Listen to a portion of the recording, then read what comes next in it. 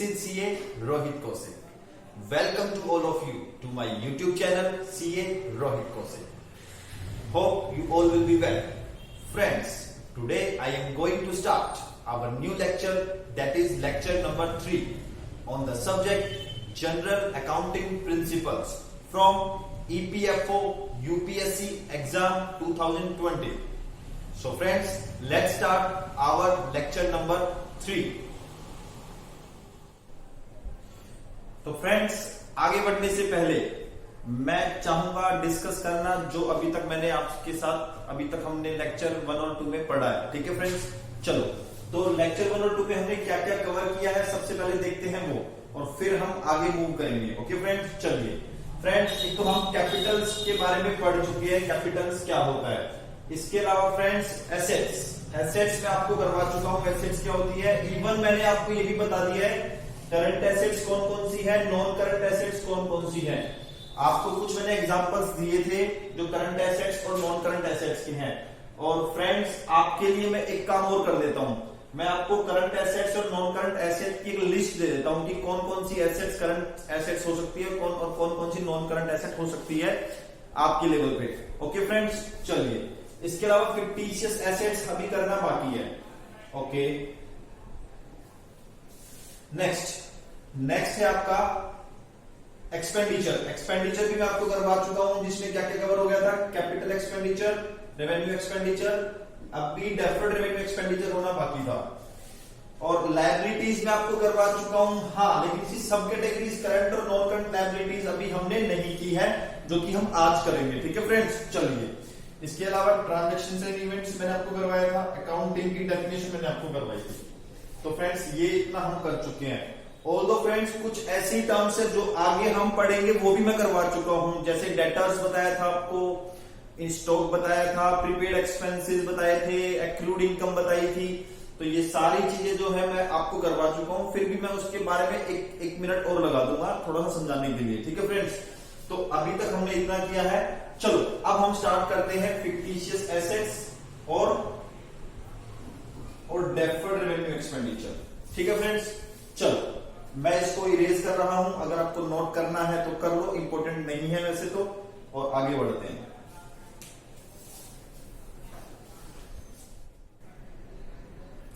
तो फ्रेंड्स,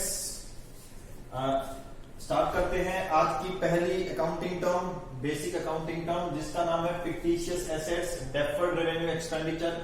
ये दो नाम है, चाहे आप फिक्टिशियस एसेट्स बोलो या डेफर्ड रेवेन्यू एक्सपेंडिचर बोलो।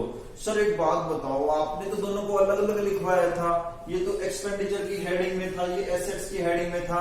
यस फ्रेंड्स, आपने बिल्कुल सही बोला, ये दोनों टर्म जो है ना अलग अलग हेडिंग में लिखवाई थी, लेकिन आपको सच्ची बताऊं ये दोनों एक ही चीज है। ओके फ्रेंड्स, हाँ, डेफर्ड रेवेन्यू एक्सपेंडिचर हो, फिक्टिशियस एसेट्स हो, दोनों का मतलब अक्सर एक ही होता है। ठीक है ना, अक्सर एक ही होता है। हाँ, यू कैन से कि deferred revenue expenditure fictitious assets का पार्ट है। डन, चलो तो मैं दोनों को एक साथ कवर करवा रहा हूं। देखिए क्या है फिक्टिशियस एसेट्स या डेफर्ड रेवेन्यू एक्सपेंडिचर। भाई हमें ना क्या होता है कि जब हम बिजनेस स्टार्ट करते हैं, तो बिजनेस जब स्टार्ट करते हैं तो बिजनेस स्टार्ट करने से पहले कुछ खर्चे होते हैं, जैसे मान लो कुछ कानूनी खर्चे होते हैं, लीगल एक्सपेंसेस होते हैं, कुछ लाइसेंस लेने खर्चे होते हैं, कुछ प्रिंटिंग वगैरह, कुछ मतलब हम कुछ भी सेटअप करते हैं उसके खर्चे होते हैं, रेंट वगैरह जाता है, बिजनेस स्टार्ट होने से पहले का रेंट जो जाएगा, तो बड़े खर्चे हो जाते हैं।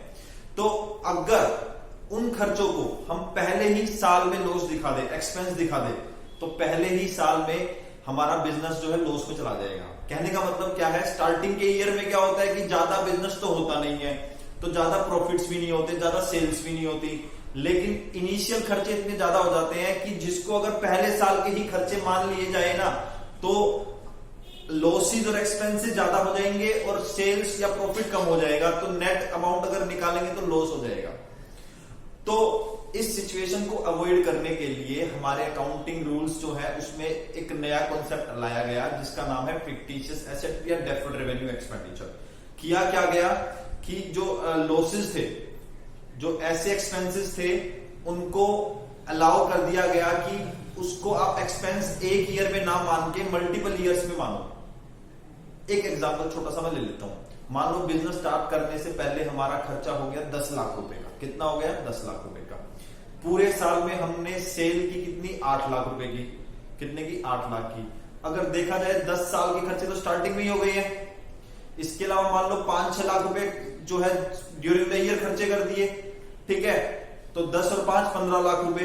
अब 8 लाख की केवल सेल हुई है, तो 15 लाख के तो खर्चे हो गए, 8 लाख की सेल हुई है, पहले साल में 7 लाख का लॉस हो गया। हुआ या नहीं हुआ? हाँ सर हुआ। तो अब ऐसी सिचुएशन को अवॉइड करने के लिए क्या करेंगे? तो 10 लाख के जो लॉसेस, जो एक्सपेंसेस स्टार्टिंग में किए थे ना, उसको हम क्या करेंगे? 10 ईयर्स में जो है डिवाइड कर देंगे। हम मान लेंगे कि हर साल 1-1 लाख रुपए खर्चा हुआ है। हम इस 10 लाख का जो खर्चा किया है, हम मानेंगे 1 लाख पहले ईयर में किया है, 1 लाख दूसरे ईयर में किया है, 1 लाख तीसरे में, 1 लाख, ऐसे करते करते। अब सिचुएशन को दोबारा देखते हैं। अब पहले साल का खर्चा हुआ 1 लाख रुपए, और मान लीजिए 5 लाख रुपए खर्चे अदर थे, तो 5 और 1 6 लाख, ठीक है। सेल कितने की है? 8 लाख। तो 8 लाख माइनस 6 लाख कितना हुआ? 2 लाख का प्रॉफिट आ गया। आ गई बात समझ में? तो जो हमने जो 10 लाख रुपए को 10 ईयर में डिवाइड किया है, ये क्या है? ये आपके लिए जो है डेफर्ड रेवेन्यू एक्सपेंडिचर है, फिक्टिशियस एसेट्स है। हाँ, जो 1 लाख रुपए हमने इस साल में यूज कर लिया, एक साल में इस साल का मान लिया, वो तो हमारा एक्सपेंस माना जाएगा, और बाकी जो 9 लाख बच गए वो हमारी फिक्टिशियस एसेट है, डेफर्ड रेवेन्यू एक्सपेंडिचर है। आई थिंक मेरी बात मेरे दोस्तों आपको समझ में आ गई होगी। अगर समझ में ना आई हो तो कमेंट बॉक्स में कमेंट करके बता देना, मैं दोबारा समझा दूंगा अगली क्लास में या फ्यूचर में, ठीक है। चलो फिर भी पढ़ते हैं इसको। तो फिक्टिशियस एसेट्स और deferred revenue expenditure, losses expenses not written off in the year in which they are incurred। 10 lakh रुपए losses expense थे जो कि return of loss. Return of का मतलब क्या होता है दोस्त? लॉस मानना। रिटर्न ऑफ का मतलब होगा कि उस साल का लॉस मान लेना। तो 10 लाख को नहीं रिटर्न ऑफ किया in the year in which they are incurred. जिस साल में वो खर्चे किए उस साल में उसको लॉस या एक्सपेंस नहीं माना, दैट इज रिटर्न ऑफ। उनको लॉस माना, रिटर्न ऑफ मतलब लॉस माना in more than 1 accounting period. More than 1 accounting period हमारे एग्जांपल में क्या है? 10 इयर्स। तो उसको लॉस 10 इयर्स में माना। तो ऐसे लॉस एक्सपेंस को हम बोलेंगे क्या? फिक्टिशियस एसेट्स या डेफर्ड रेवेन्यू एक्सपेंडिचर। हाँ, ये खर्चे ना तो टेंजिबल होते हैं ना इंटेंजिबल होते हैं, ना टेंजिबल ना इंटेंजिबल। सर इसके एग्जांपल तो बता दो, एग्जांपल क्या क्या है इसके? एग्जांपल्स इसके ले लो। लार्ज एडवर्टाइजमेंट एक्सपेंडिचर, हम बड़े बड़े एडवर्टाइजमेंट पे खर्चे करते हैं। ओके, अब एडवर्टाइजमेंट हमने खर्चे इस साल में किए, लेकिन उसका बेनिफिट 2-3 साल तक मिलेगा हमको, ठीक है। तो अब उसको 2-3 साल में ही खर्चा दिखाएंगे, एक साल में नहीं दिखाएंगे, तो that is your deferred revenue expenditure. इसके अलावा हैवी लॉसेस। हैवी लॉसेस का एक एग्जांपल देता हूं। एयर इंडिया, हमारी एक एयर इंडिया करके एयरलाइंस है। 2006 में वो एक कंपनी थी इंडियन एयरलाइंस, उससे मर्ज हुई थी। मर्ज, 2 कंपनी एक हुई थी, और उसके बाद उसको बड़े हैवी लॉसेस हुए थे। तो हमारी गवर्नमेंट ने क्या किया, उसको बोला कि जो हैवी लॉसेस है ना, उसको एक साल का लॉस ना मान के मल्टीपल ईयर में लॉस मान लो। बात समझ में आ रही है? एयर इंडिया और इंडियन एयरलाइंस एक बन गई। उसके बाद क्या हुआ, उनको हैवी लॉस हो गए। उस हैवी लॉस को गवर्नमेंट ने बोला कि एक साल में लॉस ना मान के मल्टीपल ईयर्स में लॉस मान लो। तो वो भी एक एग्जांपल है आपका डेफर्ड रेवेन्यू एक्सपेंडिचर या फिक्टिशियस एसेट्स का। और बाद में प्रिलिमिनरी एक्सपेंसेस, एग्जांपल मैंने दिया, जो बिजनेस स्टार्ट करने से पहले जो खर्चे होते हैं, they are called preliminary expenses. आपको अच्छे से समझ में आ गया होगा, ठीक है। तो फ्रेंड्स इसको नोट कीजिए, हम आगे बढ़ते हैं। डन, चलिए।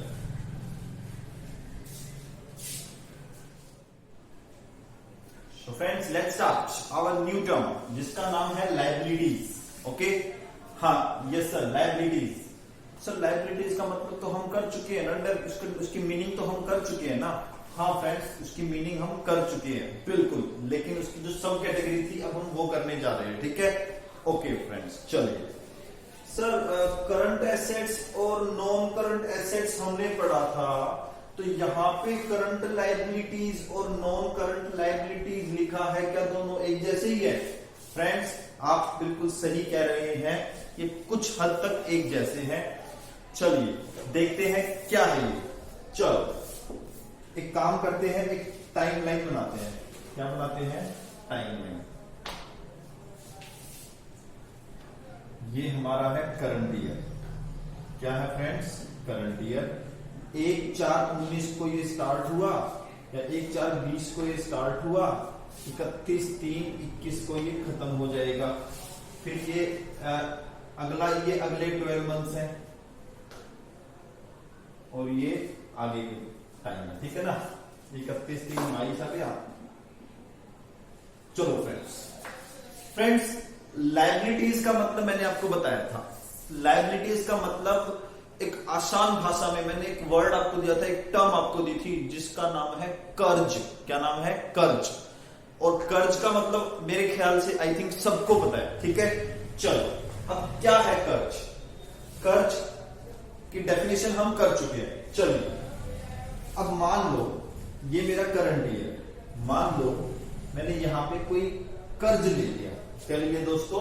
कर्ज, ठीक है। लोन कह सकते हैं हम, लोन ले लिया, कर्ज ले लिया। ये जो कर्ज है, इसकी जो रीपेमेंट है मुझको करनी है इस ईयर के, जो हमारा accounting, this is reporting date. क्या बोलते हैं इसको फ्रेंड्स? Reporting date. जिसकी रीपेमेंट, जिसकी सेटलमेंट, जिसका पैसा वापस हमें देना है इस ईयर के बाद, रिपोर्टिंग डेट के बाद। तो अगर कोई भी कर्ज है जिसकी पेमेंट हमको रिपोर्टिंग डेट के बाद करनी है, उसका नाम हो जाएगा लायबिलिटीज। क्या हो जाएगा? लायबिलिटीज, ठीक है।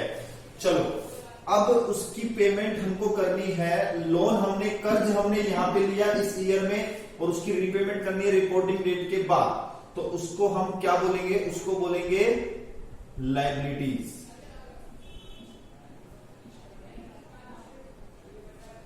सर इसकी डेफिनेशन क्या बताई थी? वो रिवाइज करवा दोगे? बिल्कुल फ्रेंड्स, इसकी लायबिलिटीज की डेफिनेशन क्या थी? Present obligations to be settled in future by outflow of resources. Resources के आउटफ्लो से हमको रीपे करना है। तो फ्यूचर में पे करना है, मतलब रिपोर्टिंग डेट के बाद पे करना है, ठीक है फ्रेंड्स। तो लायबिलिटीज, चलो समझ में आया लायबिलिटीज? हाँ सर बिल्कुल समझ में आ गया। चलो आगे बढ़ते हैं। हमने यहां पे एक कर्ज लिया, एक लोन लिया मेरे दोस्तों, और उसकी जो रीपेमेंट है ना, उसकी जो रीपेमेंट हमको करनी है रिपोर्टिंग डेट के बाद, रिपोर्टिंग डेट के बाद। लेकिन रिपोर्टिंग डेट से 12 महीने के अंदर रिपेमेंट करनी है। कहां करनी है? रिपोर्टिंग डेट से 12 महीने के अंदर रिपेमेंट करनी है। तो फ्रेंड्स क्या बोलेंगे इसको? सर इसको करंट लायबिलिटीज बोलेंगे। क्या बोलेंगे? Current liabilities. वेरी गुड, ठीक है। क्या है ये मेरे दोस्तों? Current liabilities. बहुत अच्छी बात। चलो एक और एग्जांपल लेते हैं फ्रेंड्स। मैंने ना यहां पे एक कर्ज लिया, एक लोन लिया मैंने, और उस लोन की जो रीपेमेंट है ना, लोन तो मैंने ले लिया, मतलब कर्ज तो मैंने ले लिया, उसकी जो रीपेमेंट है वो मेरे को मतलब कब करनी है? रिपोर्टिंग डेट के बाद करनी है, ओके। लेकिन रिपोर्टिंग डेट के 12 महीने के बाद करनी है। तो फ्रेंड्स बताइए इसको क्या बोलेंगे? सर इसको तो ना पक्का नॉन करंट लायबिलिटीज बोलेंगे।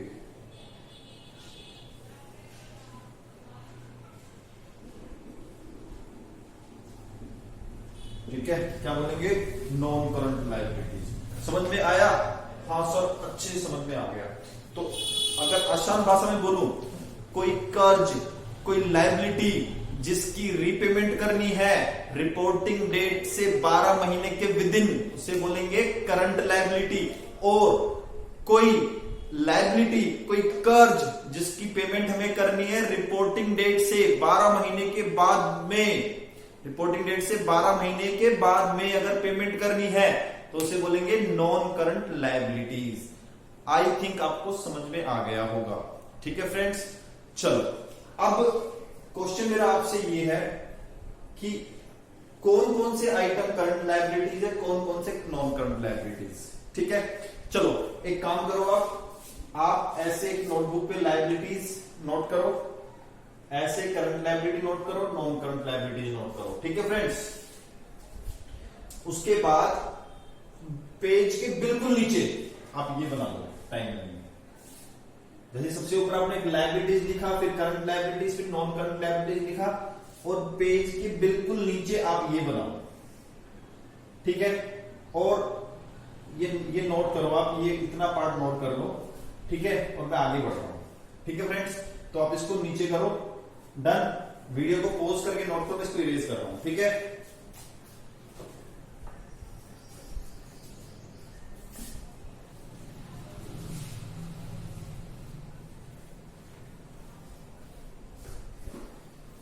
और फ्रेंड्स एक बात और आपसे करनी है,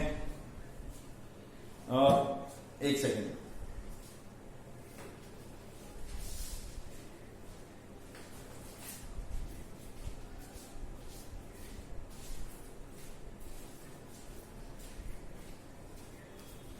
फ्रेंड्स नोटबुक जो आप यूज करेंगे क्वेश्चन करते वक्त, अपनी स्टडी अकाउंट्स पढ़ते वक्त, तो आप ऐसी नोटबुक यूज कीजिए। मतलब इससे इसकी जो चौड़ाई है वो इतनी होनी चाहिए, लंबाई इतनी होनी चाहिए, ठीक है फ्रेंड्स। प्लीज छोटी नोटबुक आती है वो मतलब वो परचेज ना करें, ठीक है। बड़ी नोटबुक परचेज करें, ठीक है फ्रेंड्स। बड़े रजिस्टर ले मतलब, ओके। चलो तो अब मैं आपको ना कुछ आइटम्स के नाम बोलूंगा, ओके। और वो नाम जो है वो करंट लायबिलिटीज होंगे या नॉन करंट लायबिलिटीज होंगे। तो सबसे पहले मैं करता हूं कि कौन कौन से आइटम नॉन करंट लायबिलिटीज में आते हैं। फ्रेंड्स कोई टेस्ट नहीं ले रहा आपका, जस्ट आपको समझा रहा हूं। तो कौन कौन से आइटम्स जो है नॉन करंट लायबिलिटीज का पार्ट बनते हैं, आओ देखते हैं। चलो सबसे पहले हम टर्म लोन लेते हैं। क्या लेते हैं दोस्तों? Term loan. सर ये टर्म लोन क्या होता है? टर्म लोन वो लोन होता है जो हम अपने बिजनेस में लेते हैं और उसको हमें रिपेमेंट लंबे टाइम में करना होता है, ठीक है। तो कोई भी लोन जिसकी रिपेमेंट लंबे टाइम में करनी हो उसको हम क्या बोलेंगे? Term loan. Okay friends, okay. तो एक तो टर्म लोन हो गया। Amount payable for any asset purchased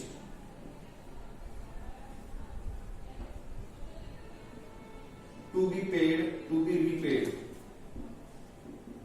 in long time।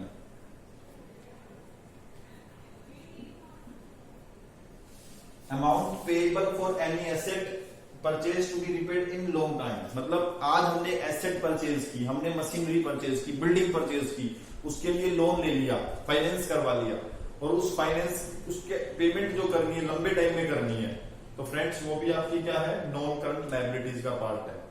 समझ में आ गई बात? चलो मेन तो 2-3 एग्जांपल ही आपके हैं, ठीक है।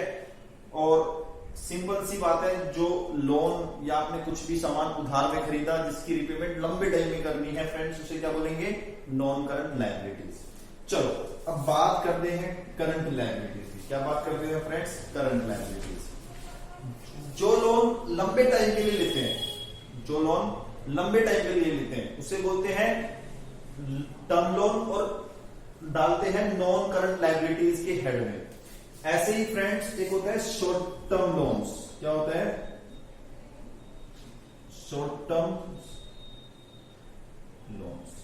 कुछ लोन्स ऐसे होते हैं जो हम बिल्कुल छोटे समय के लिए, शॉर्ट टर्म लोन मतलब जिसको हम रिपोर्टिंग डेट के 12 महीने के अंदर रीपे कर देंगे जिसका पैसा, वो लोन जो है आपका करंट लायबिलिटीज में आता है। और फ्रेंड्स इसके 2 एग्जांपल मैं दे सकता हूं आपको। एक है आपका बैंक ओवरड्राफ्ट। क्या? Bank overdraft. दूसरा क्या है? दूसरा है कैश क्रेडिट। क्या? Cash credit. सर ये बैंक ओवरड्राफ्ट क्या है, कैश क्रेडिट क्या है, बताओगे एक बार? फ्रेंड्स बिल्कुल देखो फ्रेंड्स, अगर आपका बिजनेस है और आपका किसी अकाउंट, किसी बैंक में करंट अकाउंट है, करंट अकाउंट मतलब बिजनेस का अकाउंट है, सिंपल सी बात है, बिजनेस का आपका अकाउंट है, ओके। और अगर आपकी बिजनेस के साथ जो प्रैक्टिस, बैंक के साथ जो प्रैक्टिस है वो अच्छी है, मतलब बैंक के साथ जो आप डीलिंग करते हैं वो बिल्कुल फेयर है, आप कोई भी किस्त जो है पे करते हैं, टाइम पे करते हैं, मतलब आपका जो सिविल स्कोर है, क्रेडिट रेटिंग है आपकी, वो अच्छी है, ठीक है फ्रेंड्स। तो बैंक आपको एक फैसिलिटी प्रोवाइड करता है। बैंक बोलता है कि आप अपने ही बैंक अकाउंट में जितना पैसा है उससे भी ज्यादा पैसा निकाल सकते हैं। मान लो आपके अकाउंट में 1 लाख रुपए, तो बैंक आपको बोलेगा आप 2 लाख रुपए निकाल सकते हो, 3 लाख रुपए निकाल सकते हो। तो बैंक क्या करेगा, जितना पैसा है आपके पास उससे जितना ज्यादा आपको एक्स्ट्रा दे रहा है, मान लो बैंक अकाउंट में 1 लाख रुपए है और आपको 3 लाख रुपए की बैंक कह रहा है कि आप ले सकते हो टोटल, तो इसका मतलब बैंक आपको 2 लाख रुपए एक्स्ट्रा दे रहा है। तो 2 लाख जो एक्स्ट्रा दे रहा है वो है बैंक ओवरड्राफ्ट। क्या है फ्रेंड्स, बैंक ओवरड्राफ्ट। और बैंक उसके लिए आपसे कुछ, आपके मान लीजिए कुछ गिरवी रखवाता है, जैसे प्रॉपर्टी के पेपर रखवाता है, आपने कुछ मान लीजिए कोई इंश्योरेंस करवा रखा है तो इंश्योरेंस के पेपर रखवा लेता है, लाइक, ठीक है। एफडी है आपकी बैंक में तो एफडी फिक्स डिपॉजिट के पेपर रखवा लेता है उसके लिए, गिरवी रखने के लिए, ठीक है फ्रेंड्स। तो इसका मतलब बैंक ओवरड्राफ्ट क्या है, बैंक अकाउंट में नेगेटिव बैलेंस जो आपको मिलता है यूज करने के लिए, that is your bank overdraft. Okay friends, चलो इसके बाद cash credit. Friends cash credit और बैंक ओवरड्राफ्ट दोनों एक जैसे हैं, दोनों में कोई ज्यादा फर्क नहीं है, दोनों में एक ही चीज है, बस इसमें जो है आपको गिरवी रखना पड़ता है स्टॉक के पेपर। मान लो आपका पेन का बिजनेस है तो पेन की जो स्टॉक है, अनसोल्ड स्टॉक है, उसके पेपर आपको बैंक के सामने गिरवी रखने पड़ते हैं, उसके बेस पे आपको पैसा मिलता है, ठीक है। और ये वाला जो लोन है ये आपको प्रॉपर्टी के पेपर, एफडी के पेपर, इंश्योरेंस के पेपर, उनके बिहाफ पे आपको ये लोन मिलता है, ठीक है फ्रेंड्स। चलो इसे बोलते हैं शॉर्ट टर्म लोन्स, इसको हम working capital short term loans इसको बोलते हैं। इसके अलावा एक टर्म इसके अंदर आती है क्रेडिटर्स। क्या फ्रेंड्स, क्रेडिटर्स। फ्रेंड्स आपने डेटर टर्म पढ़ी थी ना, डेटर्स, हाँ सर डेटर आपने बताया तो था, डेटर्स मतलब उधार वाले कस्टमर्स। डेटर का मतलब क्या बताया था दोस्तों मैंने, उधार वाले कस्टमर्स जिनसे हमें पैसा लेना बाकी है।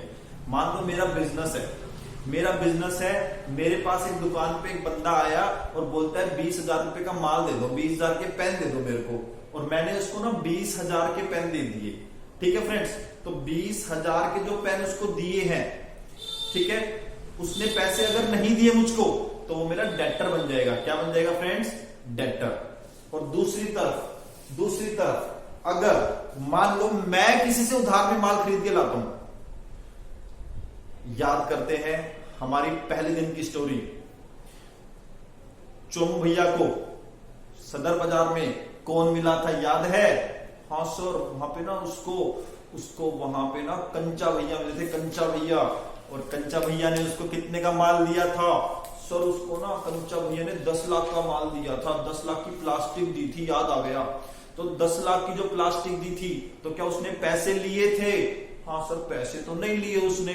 तो इसका मतलब वो उसके ऊपर, चोमू के ऊपर वो कर्ज था या नहीं था, हाँ सर कर्ज था, क्योंकि फ्यूचर में पैसा देना पड़ेगा उसको। तो फ्रेंड्स कंचा भैया जो है चोमू भैया के लिए पता है क्या कहलाएंगे, क्रेडिटर्स। क्या कहलाएंगे, क्रेडिटर्स। अच्छा सर आप ये बोलना चाहते हैं कि जिससे हम उधार में माल खरीद के लाएंगे वो क्रेडिटर्स होते हैं। मेरे दोस्त तूने बिल्कुल सही पकड़ा है मेरी बात को, तू चैंपियन बच्चा है, वेरी गुड। कौन होते हैं क्रेडिटर्स, जिनसे हम उधार में माल खरीदते हैं।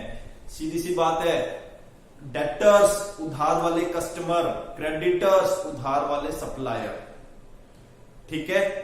उधार वाले सप्लायर जो उधार में सप्लाई देंगे हमको, उधार में सप्लाई देंगे क्रेडिटर्स, उधार में हम किसी को माल बेचेंगे, उधार में जिसको माल बेचा डेटर्स। बात समझ में आ गई, ओके। उधार वाले सप्लायर क्रेडिटर, उधार वाले कस्टमर डेटर, उनसे हमें फ्यूचर में उनको पैसा देना है, कर्ज है तो वो हमारे लिए लायबिलिटीज है, लेकिन इनसे हमें पैसा लेना है ना फ्रेंड्स, फ्यूचर में फायदा होने वाला है, इकोनॉमिक बेनिफिट होने वाले हैं, तो ये हमारे लिए एसेट्स हैं। बात समझ में आ गई। तो क्रेडिटर्स उधार वाले कस्टमर, उधार वाले सप्लायर, उधार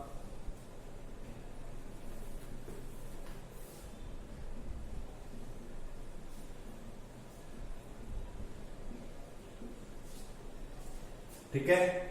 और amount payable for any asset purchase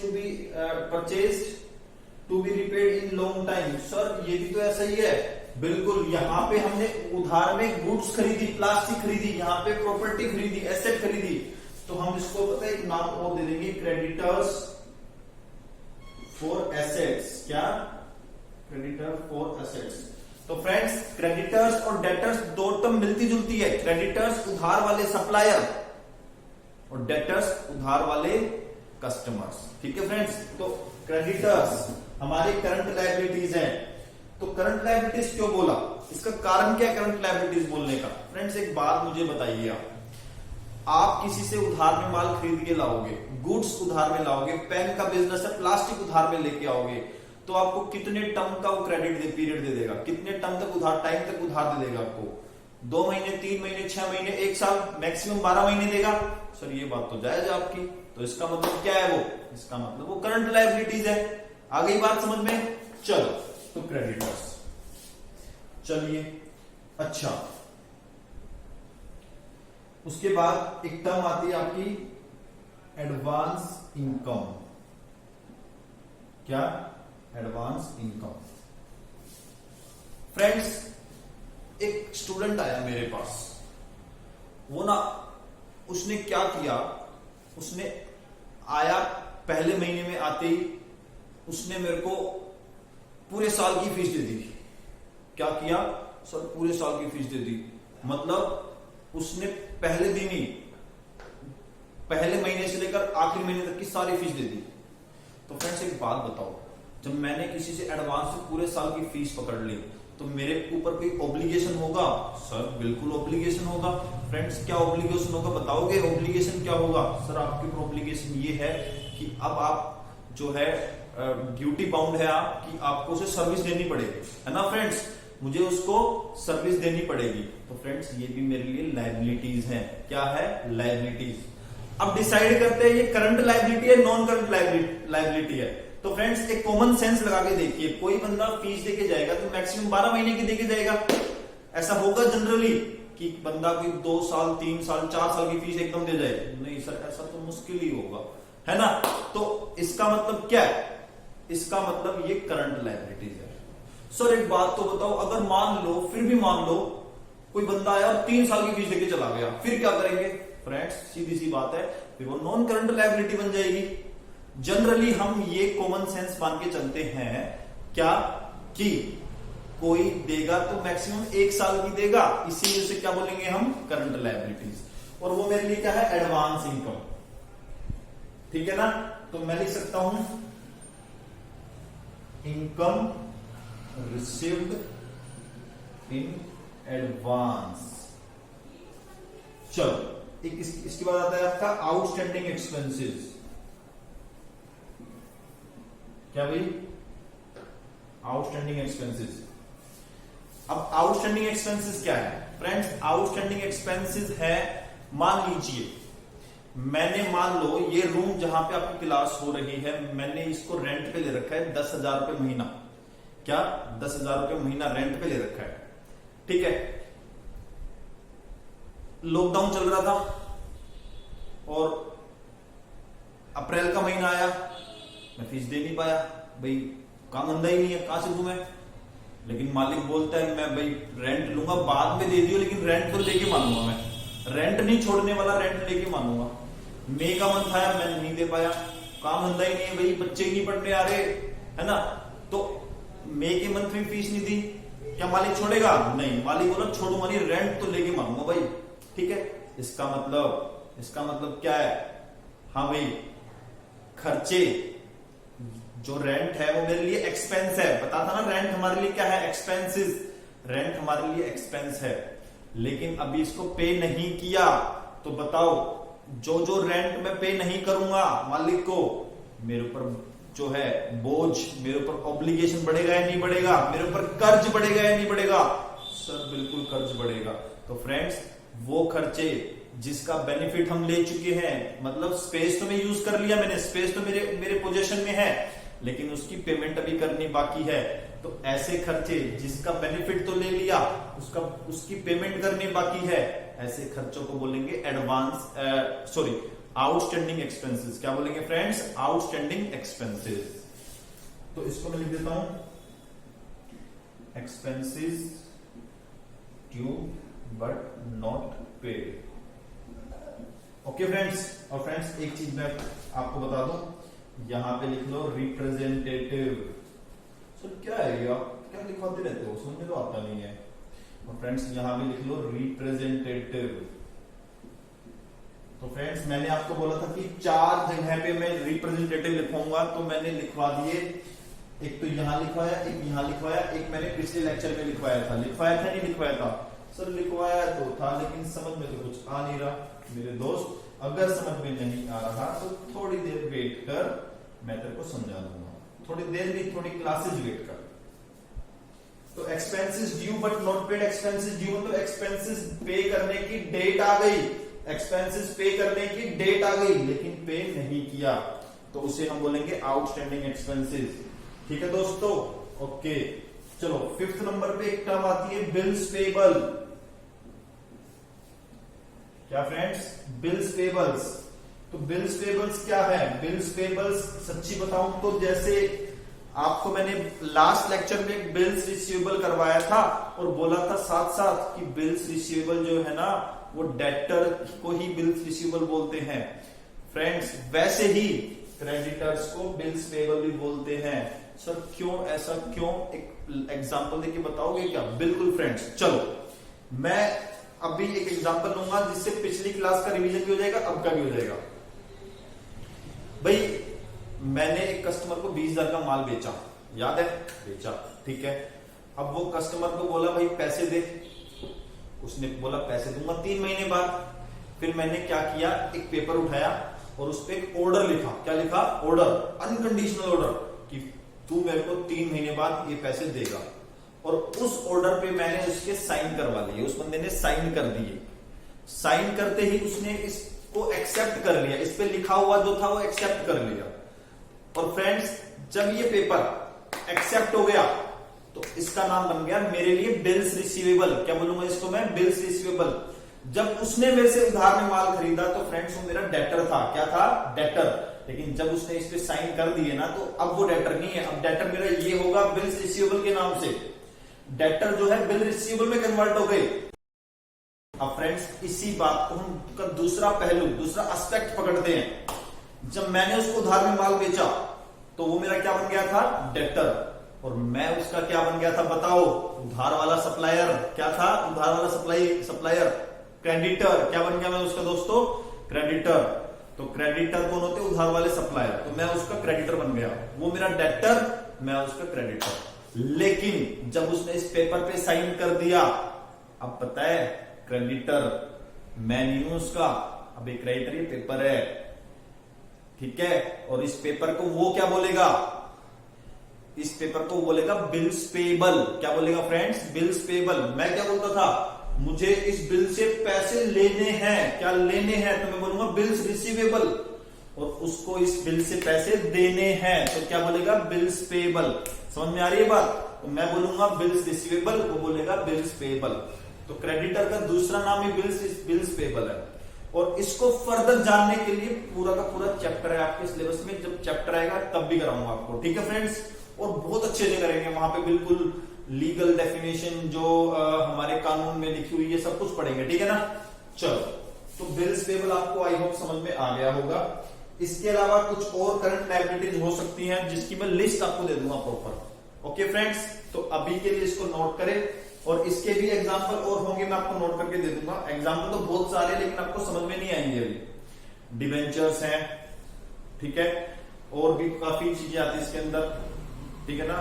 तो फ्रेंड्स अभी करवाऊंगा, समझ में नहीं आएगा, अभी तुम समझो बस 2 चीजें, इसके बाद कुछ आएगा मैं आपको बता दूंगा, ठीक है friends. Please note it down, फिर मैं आगे बढ़ रहा हूं। डन। तो फ्रेंड्स अभी हमने क्या पढ़ा? Current liabilities, non current liabilities. Current liabilities to be settled within 12 months from reporting date, पता है। और liabilities to be settled after 12 months from reporting date. आपके एग्जाम में आ जाए पूछे तो ये लिख के आना और एग्जांपल लिख देना जो मैंने आपको पॉइंट लिखवाए हैं, ऐसे ही यहाँ पे, ठीक है। नोट करें, फिर आगे बढ़ रहे हैं।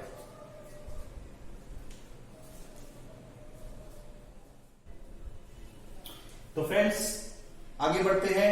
एक्सपेंसेस। सर एक्सपेंसेस तो कर चुके हैं। हाँ फ्रेंड्स एक्सपेंसेस कर चुके हैं, मैं ज्यादा टाइम लगाऊंगा भी नहीं। ओके, एक्सपेंसेस क्या है? एक्सपेंसेस को हम रेवेन्यू एक्सपेंडिचर भी बोलते हैं, पता है ना? हाँ सर आपने बताया था। चलो, एक्सपेंसेस बोले तो रेवेन्यू एक्सपेंडिचर, लेकिन एग्जाम में लिखने आए तो कैसे लिखोगे आप? एग्जाम में 2 पॉइंट लिख के आ जाना फ्रेंड्स। क्या? मॉनिटरी मेजर ऑफ इनपुट और रिसोर्सेज कंज्यूम्ड, मतलब जो रिसोर्सेज आपके पास हैं, जितनी एसेट्स आपके पास है, जितनी आपने इस साल में कंज्यूम की है, वो आपके क्या है? एक्सपेंस है।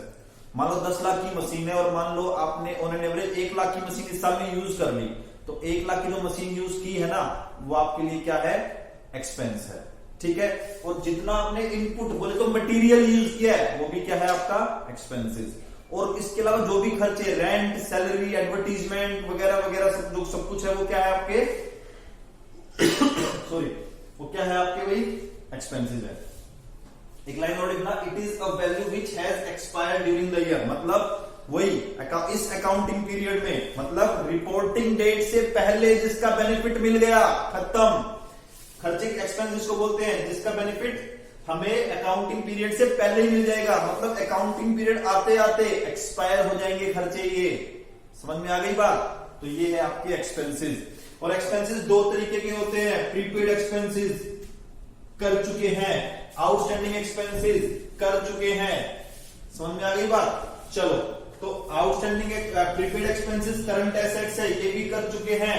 आउटस्टैंडिंग एक्सपेंसेस करंट लायबिलिटीज है, ये भी कर चुके हैं। ओके, चलिए नोट कीजिए, तो आगे बढ़ रहा हूं मैं।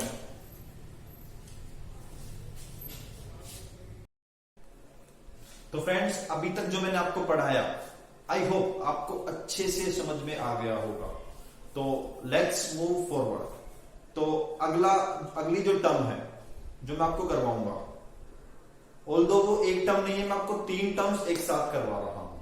3 टर्म जो दिखने में एक जैसी है, सुनने में एक जैसी है, और वो 3 टर्म्स है।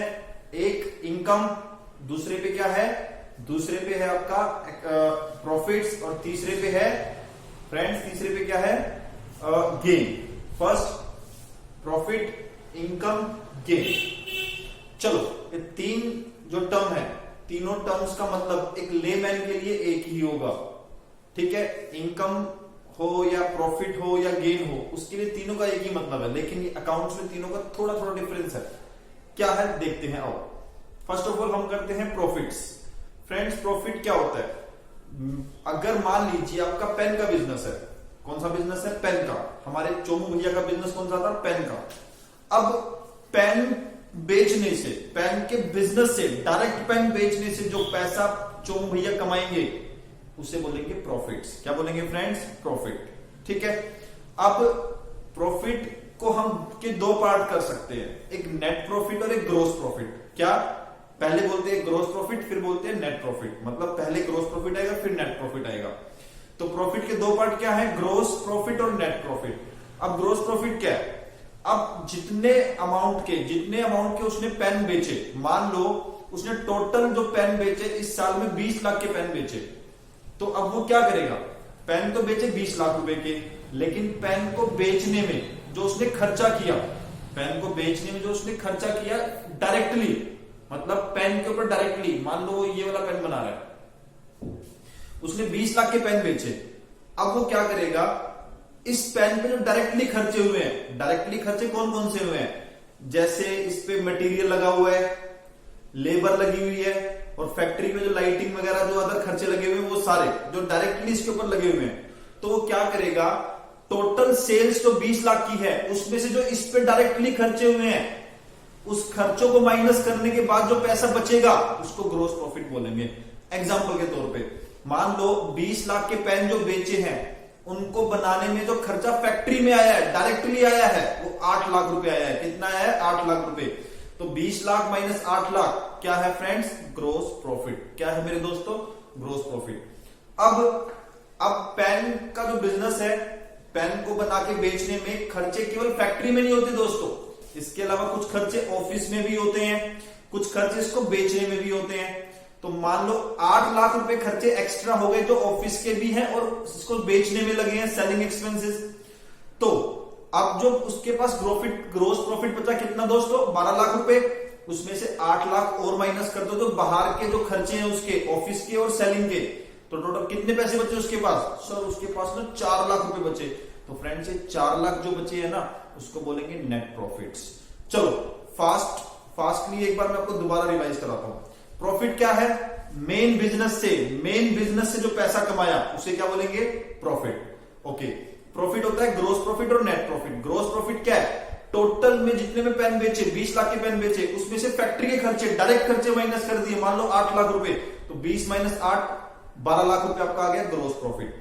अब 12 लाख ग्रोस प्रॉफिट में से माइनस किए बाहर के खर्चे, ऑफिस के खर्चे, सेलिंग के खर्चे, 8 लाख थे मान लो, 12 माइनस 8 कितने बचे? 4 लाख। 4 लाख क्या है आपका? Net profit.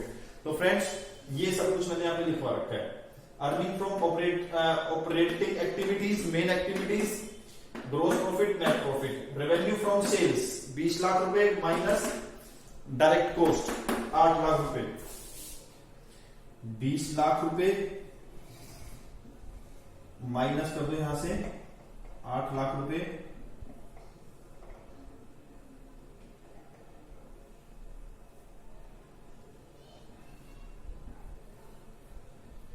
तो 12 लाख रुपए आ गया आपका क्या? उसको बोलेंगे ग्रोस प्रॉफिट। ऐसे ही net profit earn after allowing all expenses. तो इसका फॉर्मूला है gross profit minus indirect cost. Indirect cost जो फैक्ट्री और सेलिंग में लगी, ऑफिस और सेलिंग में लगी, तो 12 लाख रुपए ये था, माइनस में 8 लाख ये थे, तो 4 लाख रुपए आपका क्या आ गया? Net profit. आई थिंक आपको मेरे दोस्तों समझ में आ गया होगा। चलो उसके बाद नेक्स्ट टर्म आती है इनकम। फ्रेंड्स इनकम क्या है? इनकम बिल्कुल आसान है। देखो प्रॉफिट था मेन बिजनेस से जो पैसा कमाया, मेन बिजनेस से जो पैसा कमाया वो प्रॉफिट है, लेकिन जितना भी पैसा कमाया वो इनकम है। मतलब जो पैसा मेन बिजनेस से कमाया वो तो इनकम है ही है, इसके अलावा जो मेन बिजनेस के अलावा जो पैसा कमाया, सर मेन बिजनेस के अलावा कैसा पैसा? मान लो रेंट पे कुछ, रेंट किराए पे हमने स्पेस दे रखा था, रेंट आया, बैंक से इंटरेस्ट आया, न्यूज़पेपर रद्दी पड़ी थी बेच दी, उससे फायदा हुआ, ओके, डिस्काउंट रिसीव हो गया। तो ये सारे मेरे दोस्तों क्या है? ये सारे अदर एक्टिविटी से जो पैसा आया है, फायदा हमने कमाया है, ये वो पैसा है। तो फ्रेंड्स इनकम में क्या आएगा? पेन बेच के जो पैसा आया प्लस अदर एक्टिविटी से जो पैसा आया, दोनों को जोड़ के जो बनेगा उसको बोलेंगे मेरे दोस्तों इनकम्स। ठीक है भाइयों, चलो इनकम मैंने करवा दिया। Earning from main activity, earning from other activities, ये ऑपरेटिंग और ये नॉन ऑपरेटिंग। इसका एक फॉर्मूला भी है, revenue minus expenses equal to income. Revenue आपका सेल्स को बोलते हैं और एक्सपेंसेस मतलब एक्सपेंसेस आपको पता ही है। ठीक है फ्रेंड्स, चलो next is the gain. Gain क्या है? गेन देखो, गेन वो प्रॉफिट है, वो फायदा है जो आमतौर पे हमें नहीं होता है, जो इरेगुलर एक्टिविटी से होता है। इरेगुलर एक्टिविटी, मान लो आपने ना एक मशीनरी खरीदी, आपने एक मशीनरी खरीदी और वो मशीनरी जो थी ना वो बिल्कुल एडवांस टेक्नोलॉजी की मशीनरी थी। ठीक है फ्रेंड्स, और सच्ची बताऊं तो इंडिया में वो मशीन मान लीजिए सबसे पहले आपके पास आई है।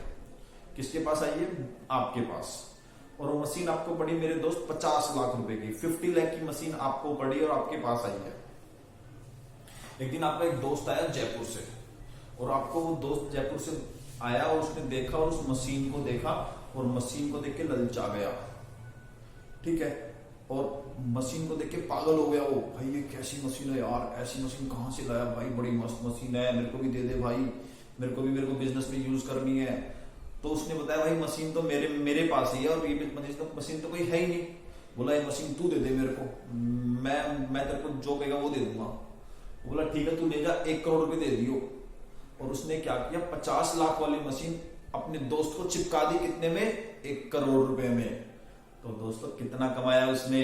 सर उसने ना 50 लाख रुपए कमाए, 1 करोड़ माइनस 50 लाख, तो 50 लाख जो उसने कमाए हैं, क्या वो इस तरह से पैसा कमाने के लिए बैठा था या पेन बेच के पैसा कमाने के लिए बैठा था? सर पेन बेच के। तो जो उसने पैसा कमाया क्या वो बार बार कमाएगा, कभी कभार कमाएगा? सर कभी कभार कमाएगा। तो ऐसा प्रॉफिट होगा गेन। क्या बोलेंगे दोस्तों इसको? गेन। ठीक है फ्रेंड्स, तो गेन क्या है? जो कभी कभार फायदा होता है उसे गेन बोलते हैं। चलो, profit of irregular oblique non recurrent nature, मतलब प्रॉफिट जो नॉन रिकरेंट नेचर का है, जो कभी कभार होने वाला प्रॉफिट है, इसका मतलब ये है दोस्तों, ठीक है। उसके बाद profits earn from activities incidental to the main activities. अब मेन देखो, मशीनरी जो है, मशीन का खरीदना, मशीन का जो खरीदना है बेचना है, वो मेन एक्टिविटी में हेल्प करता है, पेन को बनाने में हेल्प करता है। अब मेन एक्टिविटी से जो कमाया वो तो प्रॉफिट है। अब मेन एक्टिविटी में हेल्प करने वाली एक्टिविटी क्या है, मशीन वाली, और वहां से कमाया तो वो गेन है। आ गई बात समझ में दोस्तों, दैट्स इट। एग्जांपल क्या है, gain on sale of fixed asset, gain on sale of fixed asset. Sir ये फिक्स्ड एसेट क्या होती है, आपने तो करवाया नहीं कुछ ऐसा। भाई फिक्स्ड एसेट ना नॉन करंट एसेट का पार्ट है। फिक्स्ड एसेट जो है वो नॉन करंट एसेट ही है अभी के लिए, इसको मैं आगे थोड़ा सा एक्सप्लेन करूंगा। अभी के लिए नॉन करंट एसेट को तो फिक्स्ड एसेट मान ले, अभी के लिए मान लियो, हमेशा के लिए मत मानियो मेरे भाई, ठीक है दोस्तों। तो ये आपकी 3 डेफिनेशन मैंने आपको करवा दी, 3 टर्म मैंने आपको करवा दी। आगे बढ़ेंगे, नोट इट डाउन।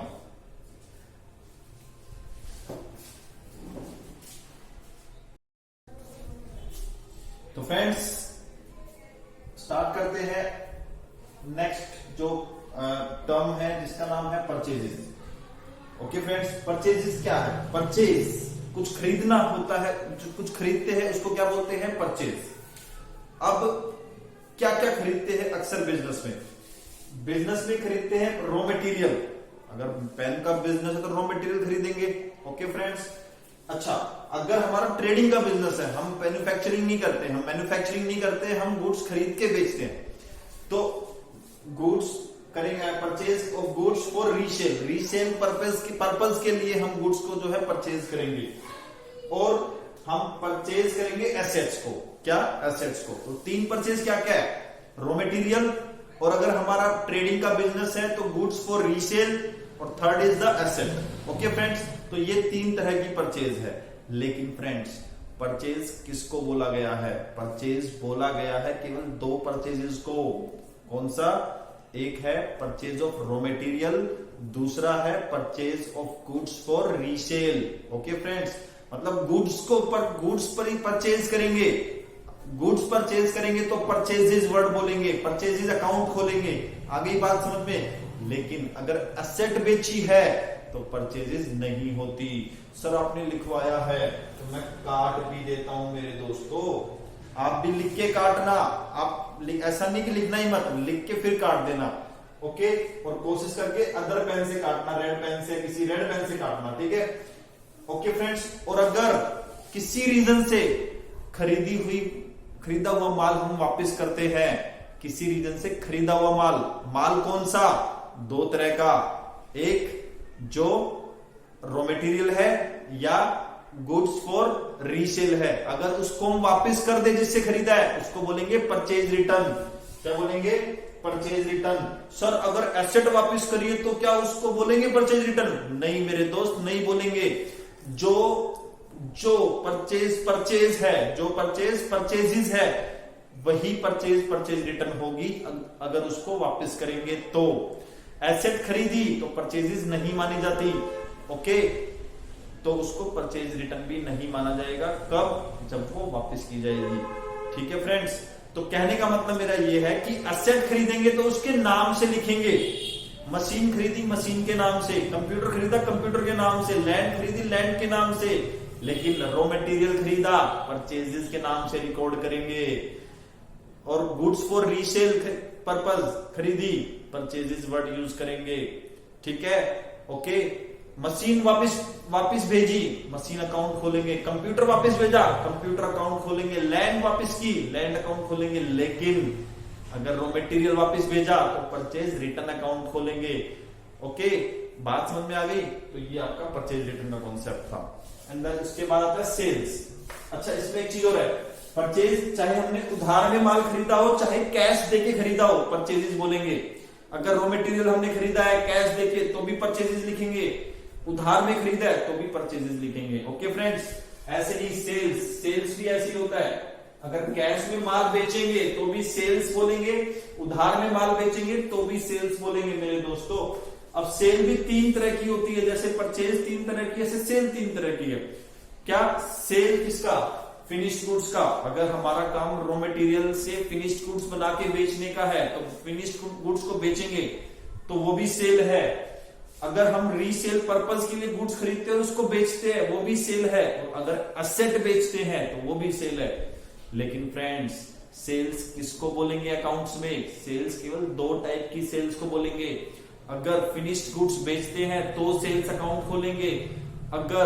अगर goods purchased for resale purpose, अगर बेची है तो सेल्स अकाउंट खोलेंगे। लेकिन अगर मशीनरी बेची है तो मशीनरी अकाउंट खोलेंगे। कंप्यूटर बेचा है, कंप्यूटर अकाउंट खोलेंगे। लैंड बेची है तो लैंड अकाउंट खोलेंगे। तो फ्रेंड्स, आई होप आपको समझ में आ गया होगा। तो सेल ऑफ एसेट को सेल नहीं बोलेंगे, आप इसको लिख के काटना। और हाँ, अगर यही सेल, ये दो सेल्स अगर किसी भी रीजन से वापस आ जाए, माल वापस आ जाए, तो उसको बोलेंगे सेल्स रिटर्न। इसका एक और नाम है रिटर्न इनवर्ड।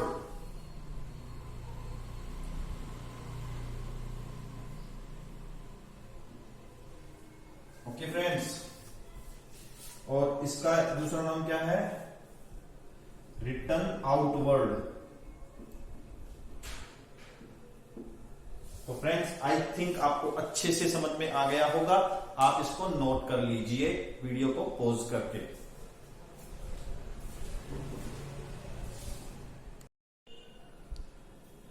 तो फ्रेंड्स, आज हम इतना ही करेंगे। जो भी मैंने आपको टर्म्स करवाई वो सभी, और जो लेक्चर 1 लेक्चर 2 में टर्म्स करवाई वो सभी आप अच्छे से रिवाइज करके अगले लेक्चर में आएंगे। ओके फ्रेंड्स, तो आज के लिए हम इतना ही करेंगे। और फ्रेंड्स, एक बात आपको बोलना चाहूंगा, अगर आपको मेरी क्लास, मेरे लेक्चर अच्छे लगते हैं, आपको पढ़ने में मजा आता है, तो प्लीज आप मेरे लेक्चर्स को, मेरी वीडियोस को लाइक करें और चैनल को सब्सक्राइब करें। और चाहते हैं कि आपके पास वीडियोस का नोटिफिकेशन आती रहे तो आप बेल आइकन को भी प्रेस कर दें। ठीक है फ्रेंड्स, इसके अलावा फ्रेंड्स, अपने फ्रेंड्स को शेयर करें। ठीक है, और अगर कोई क्वेरी है या कोई सजेशन है मेरे लिए तो इसको आप कमेंट बॉक्स में मुझे बता सकते हैं। ओके फ्रेंड्स, और इसके अलावा एक स्टोरी मैंने लेक्चर 2 के एंड में डाली थी। ओके, उसका जो पार्ट जो रह गया वो मैं अगले लेक्चर में कवर करूंगा। आज क्योंकि मदर्स डे है, तो मदर्स डे के ऊपर मैंने कुछ कंटेंट जो है वीडियो में डाला है, तो आप प्लीज उसको देखिए। और ओके, आज के लिए बाय, और never give up on your dreams.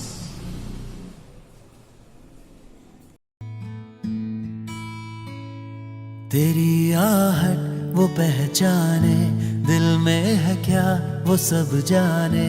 तेरा चेहरा वो पढ़ लेगी, तेरा हर दर्द समझेगी। तुझे देख कर है जिंदा, तुझ में है जिसका जहां। वो है माँ, वो है माँ, वो है माँ, तेरी माँ।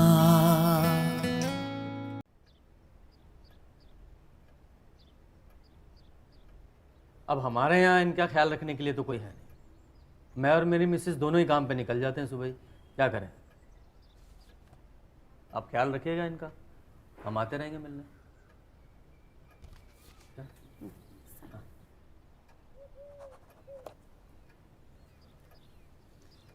चलता हूँ मैं।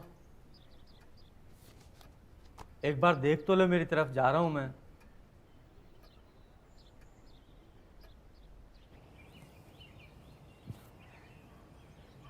ध्यान रखियो अपना। ये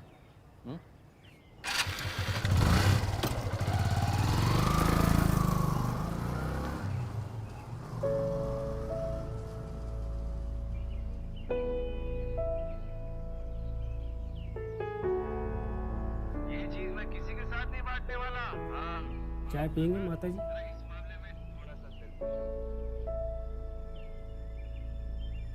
सुबह उठते ही मेरे बेटे को अदरक वाली चाय चाहिए, और वो भी मेरे हाथ की बनाई हुई, और किसी की पसंद नहीं। पता नहीं अब क्या करता होगा। फोन करके देखो, शायद बात हो जाएगी मेरे बेटे से। किया था माँ जी, उठाया नहीं। बिजी रहता है ना। हफ्ता हफ्ता बाहर गाँव रहता है, खाने का नहीं, पीने का नहीं, सारा दिन काम काम काम बस। चीज बहुत पसंद है उसको, पिज्जा का तो बड़ा शौकीन है पहले से।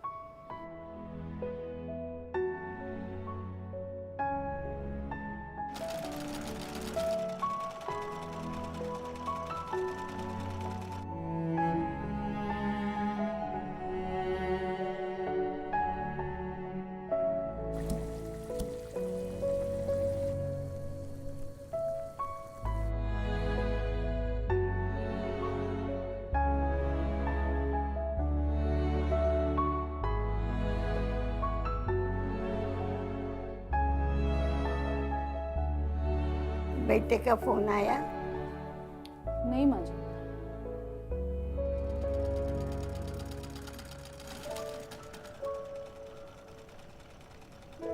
आपने जो सुंदर सुंदर कुर्तियां बनाई है ना, उसके लिए।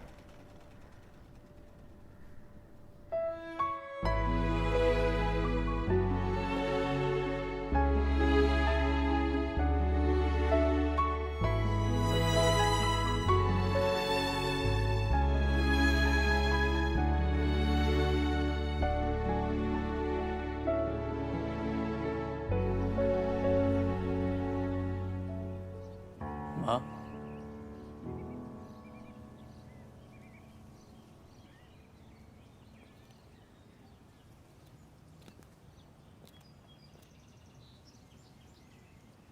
ये पिज्जा तूने ऑर्डर किया ना मेरे लिए?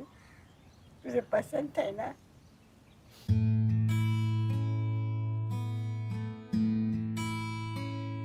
तेरी आहट वो पहचाने, दिल में है क्या वो सब जाने। तेरा चेहरा वो पढ़ लेगी, तेरा हर दर्द समझेगी। तुझे देख कर है जिंदा, तुझ में है जिसका जहां। वो है माँ, वो है माँ, वो है माँ, तेरी माँ।